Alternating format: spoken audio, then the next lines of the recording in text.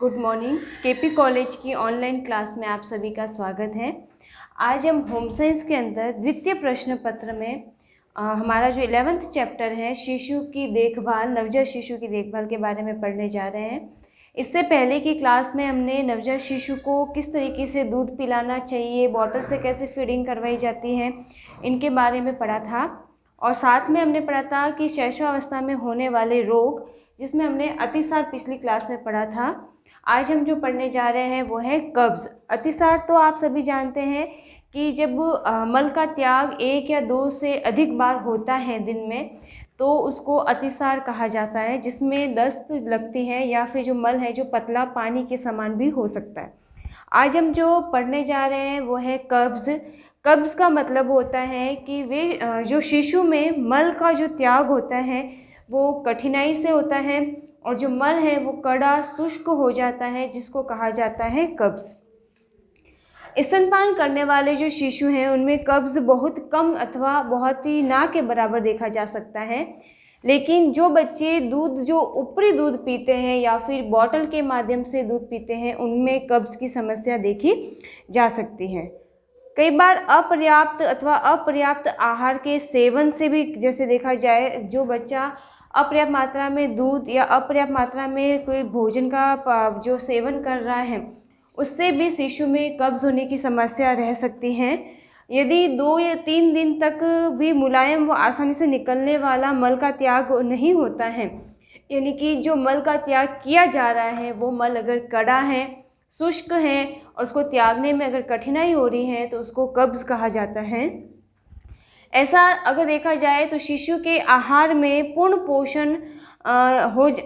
पोषण ना होने की वजह से हो सकता है।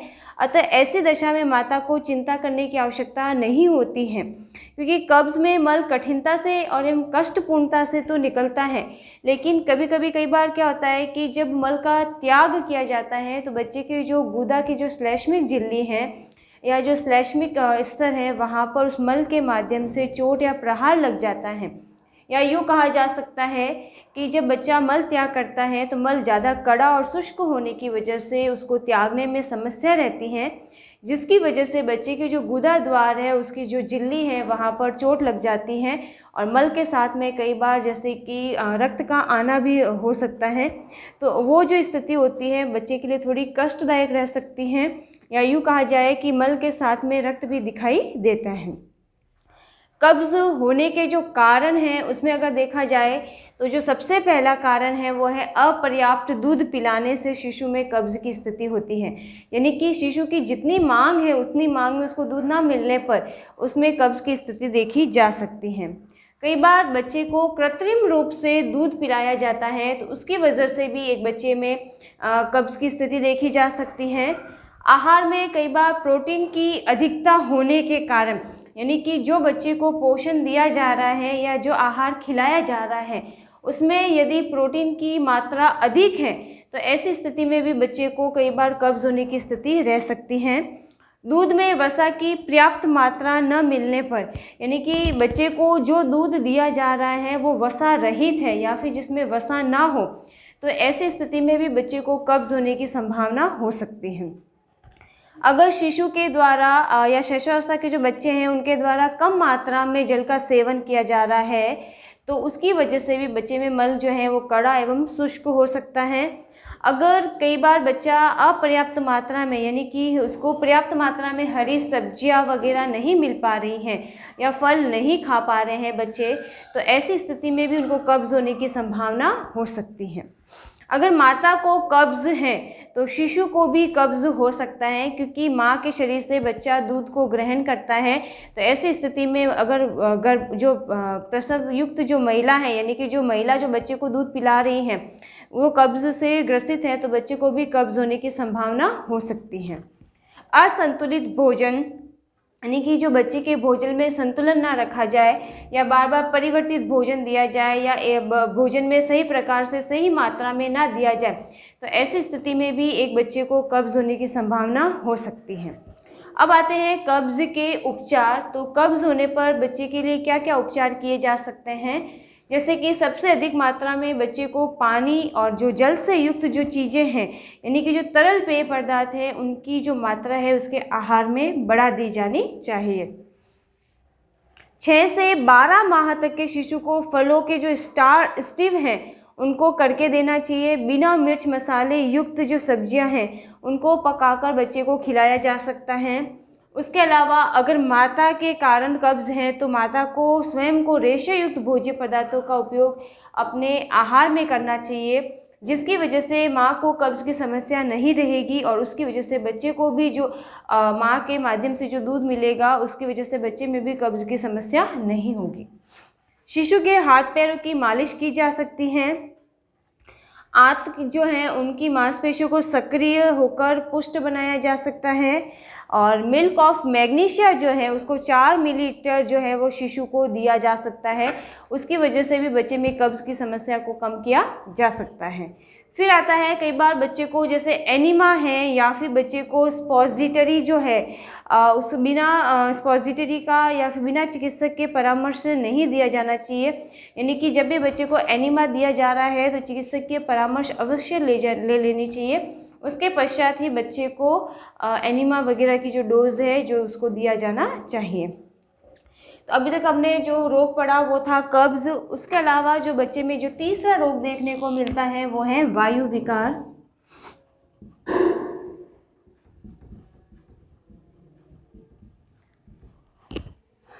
अगर वायु विकार को देखा जाए तो नवजात शिशु में वायु विकार का मतलब है उसके पेट का फूलना, यानी कि पेट में वायु की अधिकता हो जाना, गैस की प्रॉब्लम होना। तो उसकी वजह से बच्चे के पेट में दर्द वगैरह होने की संभावना भी हो सकती है। अगर वायु विकार देखा जाए तो इसका जो कारण है या जो बच्चों में सामान्य रूप से देखा जाए वायु विकार, तो उसका जो कारण है वो ये होता है कि बच्चे को जब दूध पिलाया जा रहा है तो गलत तरीके से बच्चे को दूध पिलाया जाए, या कि जैसे कि स्तनपान कराते समय या बॉटल से बच्चे को दूध पिला रहे हैं उस समय बच्चे के मुख खुला रह जाने पर या सही तरीके से उसके मुख में निप्पल ना आने पर उसके मुख के माध्यम से काफ़ी मात्रा में वायु जो है उसके शरीर में प्रवेश कर जाती है, यानी कि आमाशय में जाके चली जाती है। तो उसकी वजह से उसका जो पेट है वो फूल जाता है। वायु आंतों तक पहुंचकर विस्फारण कर देती है, यानी कि आंतों में पहुंचकर उनको फैला देती है, जिससे कि कई बार शिशु के पेट में असहनीय जो पीड़ा है, यानी कि दर्द जिसको कहा जा सकता है, वो रहता है। और इस स्थिति को बच्चे में वायु विकार की स्थिति भी कहा जा सकता है। शिशु का पेट जो फूल जाता है उसमें पेट में हवा के कारण जो है वो दूध पीने के लिए जगह नहीं रहती है, क्योंकि जब बच्चा दूध पी रहा है या मुख उसका बार बार खुल रहा है तो ऐसी स्थिति में उसकी जो वायु है वो पहले ही प्रवेश कर जाती हैं।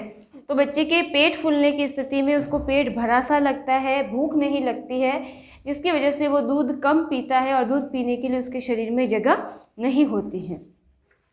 कभी कभी दूध श्वसन नलिका में भी प्रवेश कर जाता है, तो जिससे खांसी उत्पन्न हो जाती है। और अगर वायु विकार उत्पन्न होता है बच्चे में तो ऐसी स्थिति में एक बच्चे को डकार दिलाना बहुत ज़्यादा आवश्यक हो जाता है। अगर बच्चे को डकार ना दिलाई जाए तो जो दूध है वो पाइलोरिक संवरणी जो है उसको बंद रह जाती है और उसको बंद कर देता है, उसकी वजह से पेट फूल जाता है। और ऐसी परिस्थिति में शिशु दूध बिल्कुल भी नहीं पी पाता है या दूध पीने से बच्चा इनकार कर देता है। तो जो पेट फूलने के जो कारण हैं उनमें सबसे पहला जो कारण की वजह से जो स्थिति उत्पन्न होती है वो है दस्त लगना।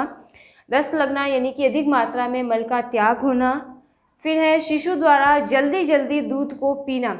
जब बच्चा बहुत ही तेज़ गति से दूध पीता है तो बार बार मुख को खोल के खींचने की कोशिश करता है। तो ऐसी स्थिति में जब दूध खींच खींच के वो पीता है तेज़ी से तो उसके शरीर में वायु प्रवेश कर जाती है और वो वायु उसमें जो वायु विकार का कारण बन जाती है। दूध पिलाने के बाद में बच्चे को अगर डकार ना दिलाई जाए तो वो भी उसको वायु विकार की स्थिति उत्पन्न कर देता है।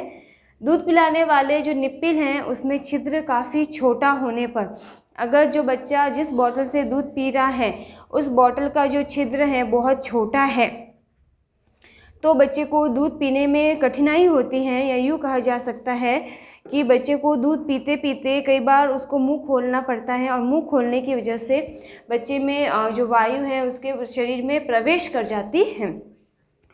और उसके अलावा असंतुलित भोजन, जब बच्चे को सही मात्रा में प्रॉपर तरीके से भोजन प्राप्त नहीं हो पाता है तो उसकी वजह से भी वायु विकार की स्थिति उत्पन्न हो जाती है। दूध का असंतुलित संगठन अगला जो उसका कारण हो सकता है, जिसमें अगर देखा जाए तो जो बच्चा दूध पिलाया जा रहा है, जिस बच्चे को अगर ज़्यादा गाढ़ा है, ज़्यादा पतला है, वसा नहीं है, तो इन सभी स्थिति की वजह से भी कई बार बच्चे में जो वायु विकार की स्थिति उत्पन्न हो सकती है। ये तो है वायु विकार के कारण। अब अगर वायु विकार का उपचार देखा जाए तो सबसे पहला ज़रूरी है कि जैसे जैसे शिशु की उम्र बढ़ती है, शिशु स्वयं ही पेट जो है कि मांसपेशियों का हल्का दबाव डालकर उसकी गुदा मार्ग से वायु जो होती है विसर्जित करना सीख जाता है। और जैसे फलता वायु पेट से बाहर निकल जाती हैं और उसमें उदर की जो असहनीय पीड़ा है वो समाप्त भी हो जाती है। लेकिन अगर स्वाभाविक तरीके से जैसे कि वायु जो विकार हुआ है, ऐसी स्थिति में अगर बच्चा वायु शरीर से बाहर नहीं निकाल पाए तो उसमें वायु विकार की स्थिति जो है और अधिक पीड़ादायक हो सकती है।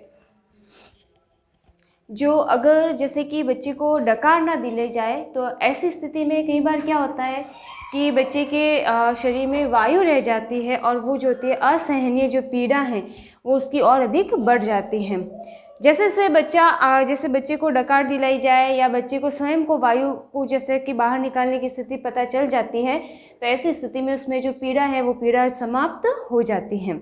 अब उसके लिए जो उपचार किए जाने हैं तो उसमें अगर देखा जाए तो शिशु को जैसे कि माँ अपने कंधे पर लेकर इस तरीके से लिटाकर उसके जो कमर वाले हिस्से में है हाथ घुमा सकती हैं या हल्के हाथ से थपथपाया जा सकता है, जिसकी वजह से बच्चे में जो वायु विकार है वो दूर हो जाता है, यानी कि बच्चे को डकार आ जाती है और जो डकार के माध्यम से उसके पेट में जो अतिरिक्त वायु गई है वो वायु वापस उसके मुख के माध्यम से बाहर निकाल दी जाती है। उसके अलावा जैसे गर्म पानी की जो थैली है उसमें पानी गर्म करके डालकर शिशु के पेट पर रखा जाए तो उसकी वजह से भी बच्चे को जो डकार वगैरह है वो निकल जाती हैं और बच्चे में जो वायु विकार है वो दूर हो जाता है। उसके अलावा बच्चे को जैसे गर्म कपड़े से पेट पर सेक किया जा सकता है तो उससे भी जो वायु विकार की स्थिति है उसको दूर किया जा सकता है। शिशु के जो पेट पर जैतून या जो नारियल के तेल से मालिश करने पर भी उसके जो वायु विकार की स्थिति को कम किया जा सकता है। उसके अलावा एक बड़े चम्मच में थोड़ा सा मीठा सोडा जो है वो मिला लेकर बच्चे को पिलाने से भी उससे लाभ होता है और बच्चे में जो है वायु विकार की स्थिति उत्पन्न नहीं होती है। यदि वायु विकार के कारण बच्चे में पीड़ा बनी रहे तो हमें चिकित्सकीय परामर्श ली जानी चाहिए और चिकित्सकीय परामर्श के माध्यम से जल्द जो भी दवाई दी जा रही है वो बच्चे को दी जा सकती है। उसके अलावा फिर भी अगर बच्चे के शरीर में कई बार जैसे वायु विकार होती हैं तो घर पे कई महिलाओं के द्वारा जैसे हींग है, हींग को थोड़ा सा पानी में करके बच्चे के नाभि पे लगा दिया जाता है तो नाभि पे लगाने की वजह से भी बच्चे में जो है गैस की प्रॉब्लम नहीं रहती है और उसकी वजह से भी जो वायु विकार है वो बच्चे में से निकल जाती हैं। उसके बाद आता है बच्चे में जो अगला रोग है वो है कॉलिक।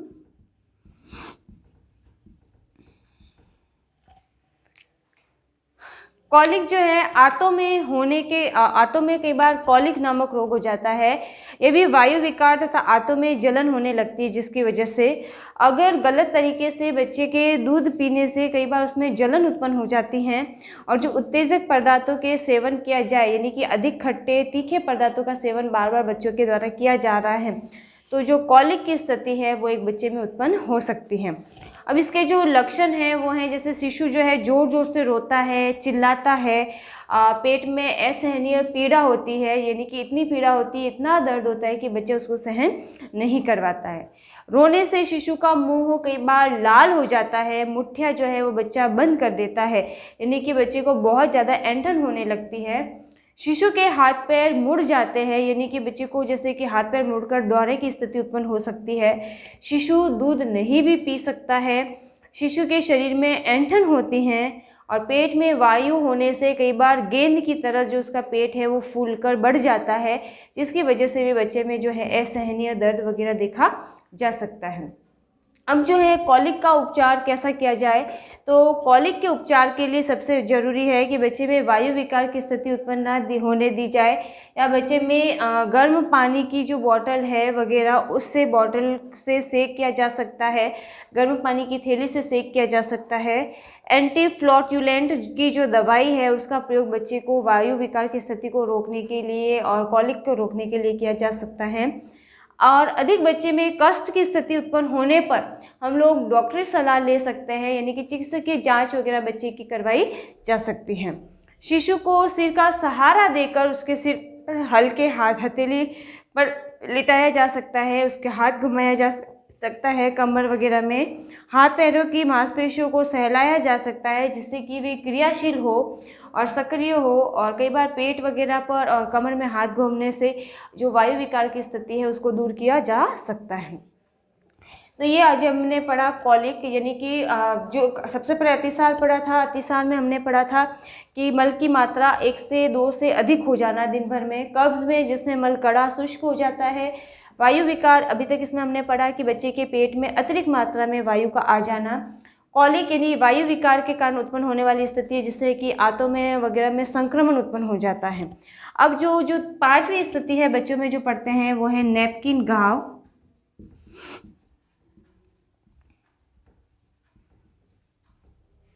नैपकिन का घाव अगर समझा जाए तो उसमें कई बार शिशु में जो रोग प्रतिरोधक क्षमता है बहुत ही कम होती है, जिसकी वजह से शिशु जो है शीघ्र ही संक्रमण के शिकार हो जाते हैं, या यूँ कहा जाए किसी की भी रोग की चपेट में जल्दी आ जाते हैं। कई बार अगर बच्चे की साफ़ सफाई का अभाव रहे या ध्यान ना दिया जाए शिशु की स्वच्छता पर, तो उसकी वजह से भी शिशु को कई तरह की जो बीमारियां हैं वो घेर लेती है। और अगर शिशु में नैपकिन जो है वो गीला कर दिया जाए, बच्चा जैसे बार बार मल या मूत्र त्याग करता है तो उसकी वजह से जो नैपकिन गीला हो जाता है, जैसे कि डायपर का गीला होना, और बच्चा लंबे समय से उसी डायपर में रहता है तो उसकी वजह से उसके डायपर की जहाँ जो किनारियाँ वगैरह है या उसके जो मूत्राशय वाली स्थिति जो है तो उसके उत्सर्जी अंगों के आसपास में लाल लाल धारियाँ हो जाती है, या फिर यूँ कहा जाए कि वहाँ पर जलन होना शुरू हो जाता है और घाव हो जाते हैं। नैपकिन के कारण जो घाव हैं उनके घाव को नैपकिन घाव कहा जा सकता है, क्योंकि वो नैपकिन के गीले होने की वजह से शिशु की जो त्वचा है उसको संक्रमित कर देते हैं और उसमें घाव जो है उत्पन्न कर देते हैं, जिसको हम सामान्य तौर पर रैशेज के नाम से पुकारते हैं। कि जो बच्चे में रैशेज हो जाते हैं उसको हम नैपकिन घाव भी कह सकते हैं। अब वो जो नैपकिन के घाव है उसका जो कारण है सबसे पहला तो वो है स्टेफिलोकोकस जो जीवाणु है, उस जीवाणु के आक्रमण के कारण बच्चों में कई बार जो ये है घाव हो जाते हैं। प्लास्टिक के नैपकिन का अधिक प्रयोग किया जाए तो ऐसी स्थिति में जो त्वचा को खुली हवा की आवश्यकता होती है वो हवा नहीं मिल पाती है और नमी बनी रहने की वजह से बार बार उस स्थिति में वहाँ की त्वचा पर जो है घाव हो जाते हैं। गीले नैपकिन अगर ज़्यादा देर तक शिशु पहना रहता है तो उसकी वजह से जीवाणुओं का आक्रमण जो है उस स्थिति पर वहाँ पर बढ़ जाता है और जिससे उसकी त्वचा में घाव बन जाते हैं। शिशु की जो त्वचा है काफ़ी कोमल होती है, अगर नैपकिन को कसकर बांधी जाए तो उसकी वजह से भी कई बार बच्चों में जो है ये घाव होने की संभावना बढ़ जाती है, या जैसे ज़्यादा टाइट नैपकिन बांधने पर ऐसी स्थिति में कई बार बच्चे की जो त्वचा है वहाँ से हट जाती है, छिल जाती है, तो उसकी वजह से भी बच्चे की जो त्वचा है वहाँ से गुलाबी हो जाती है और बच्चे में जो जलन है, दर्द की स्थिति उत्पन्न कर सकती है।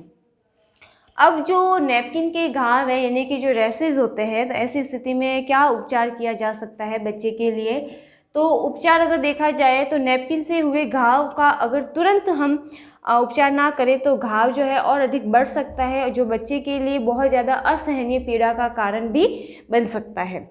गुदा द्वार या जो मूत्र द्वार है वो कई बार उसकी वजह से लाल हो जाता है और बच्चे को मूत्र त्याग करते समय जलन है, दर्द है, इनकी जो स्थिति उत्पन्न होती है और कई बार इनसे छोटे छोटे दाने जो है मूत्र के माध्यम से निकल आते हैं और उन मूत्र के स्थान पर और मूत्राशय के स्थान पर और उसमें जलन होने लगती है।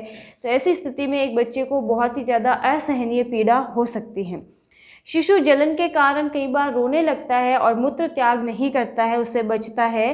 तो ऐसी स्थिति में बच्चे को कभी भी प्लास्टिक के जो नैपकिन है या जो डायपर है उनका उपयोग अधिक नहीं करना चाहिए। बच्चा अगर नैपकिन गीला कर देता है तो उसको तुरंत समय पर बदल देना चाहिए। सिंथेटिक कपड़े का नैपकिन शिशु को कभी नहीं पहनाना चाहिए। बच्चे को जो नैपकिन पहनाए जा रहे हैं वो मलमल सूती कपड़े के होने चाहिए, ताकि वो हवा के संपर्क में आकर जल्दी सूख भी जाते हैं। और बच्चे को ज़्यादा कड़क कपड़ा या ज़्यादा जैसे कि कई बार जो कड़क कपड़ा है या ज़्यादा जैसे उभरा हुआ कपड़ा है वैसे नहीं पहनाना चाहिए। उसको जो कपड़े की आवश्यकता होती है वो सॉफ्ट और थोड़ा सा मुलायम कपड़े की आवश्यकता होती है, ताकि उसकी त्वचा पर रगड़ ना हो।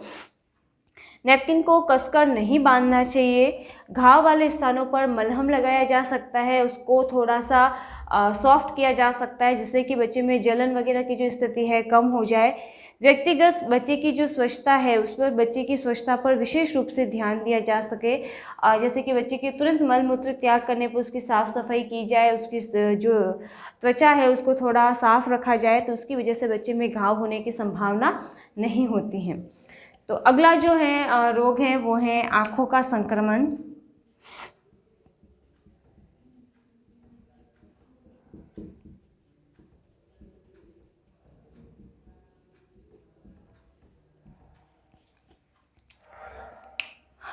शिशु की आंखों का संक्रमण जो है बहुत ही शीघ्र होता है, क्योंकि शिशु की आंखों पर विशेष ध्यान दिया जाना बहुत ज़्यादा ज़रूरी होता है। इसके लिए शिशु की आंखों में दिन में कई बार निरीक्षण करते रहना चाहिए कि उसमें कोई घाव है या पानी तो नहीं आ रहा या लाल तो नहीं हो गई, इन सभी चीज़ों को देखते रहना चाहिए। अगर शिशु की आंखों से पानी निकलता है तो तुरंत उसको नोट किया जाना चाहिए, उसका इलाज किया जा सकता है।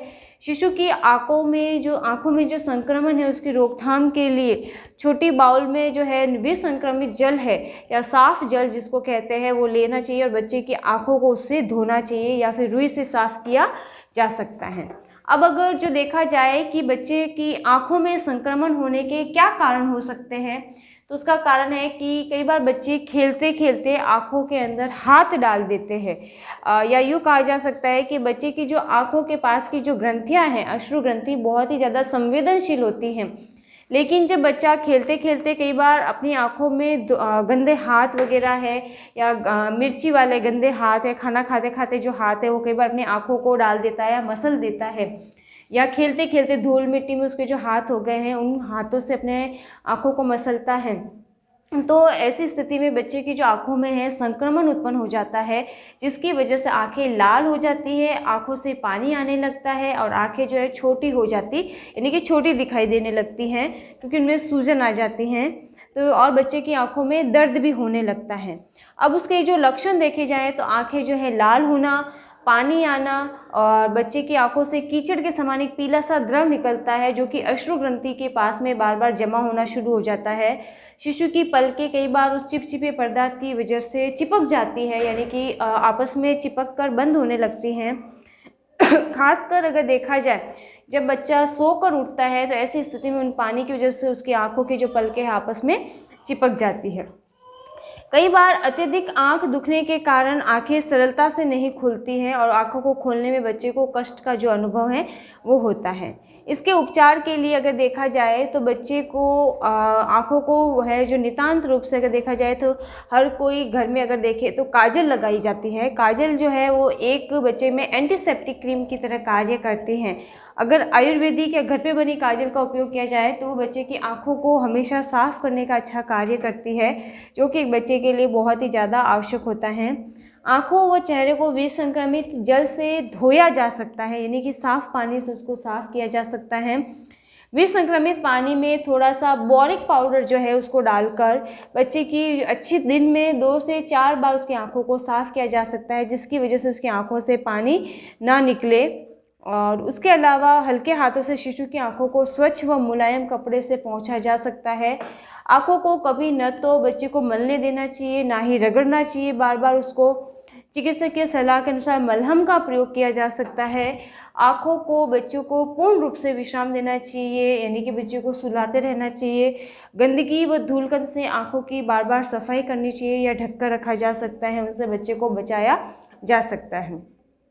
उसके बाद जो आता है अगर देखा जाए तो जैसे उपचार नियमित रूप से किया जाए, बच्चे की आंखों की साफ़ सफाई ढंग से की जाए तो बच्चों में आंखों के जो संक्रमण है उसको काफ़ी हद तक रोका जा सकता है। अगला जो रोग है वो है नाभि का संक्रमण।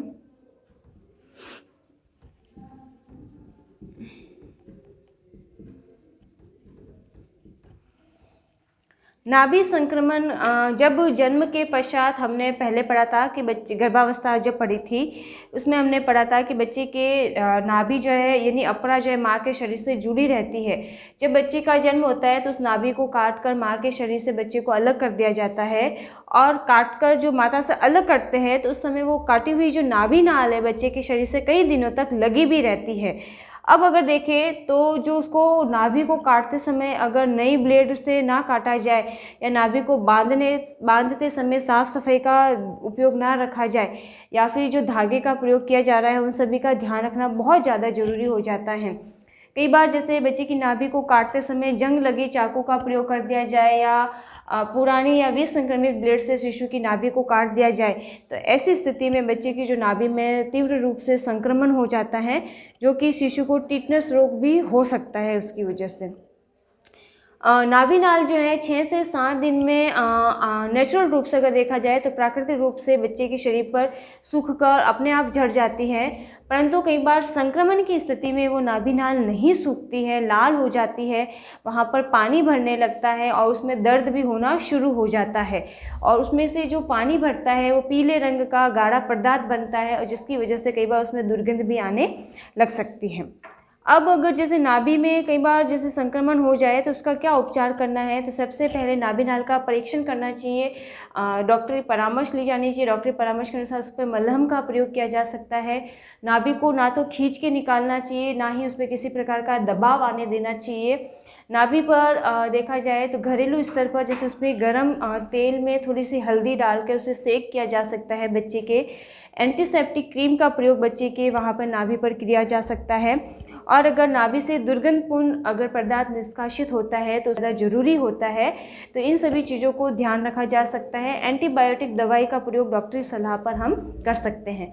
तो आज हमने पढ़े शैशवावस्था के 7 रोग, इनके बारे में अभी तक आपको कोई भी क्वेरी है या क्वेश्चन है तो आप इस नंबर पर कॉन्टेक्ट कर सकते हैं। Thank you.